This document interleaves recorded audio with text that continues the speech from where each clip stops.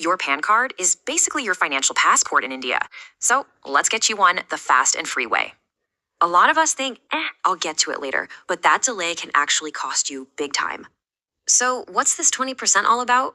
Well, it's the extra tax you'll pay on your income without a PAN. Ouch. Seriously, this is the real cost of not having this one little document. The numbers don't lie. No PAN means you're paying way more and you're blocked from key transactions. And get this, it's not a one-time penalty. It's 10 grand for every single transaction.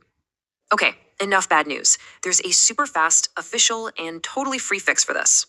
And it's crazy simple. All you really need is your Aadhaar and your phone for the OTP. So what's the bottom line? Your free EPAN is 100% legit, just like the physical card.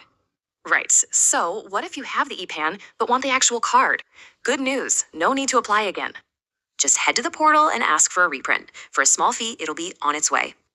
Now, this is super important. If there's a mistake, do not apply for a new PAN. That's illegal. Instead, you use the correction form. This fixes your details, but your PAN number stays the same. Keep an eye on these common slip-ups. Getting them right means your application just sails through. And hey, there's even a PAN 2.0. It's got a cool QR code for extra security. So your financial journey is ready when you are. The first step, get that free EPAN today.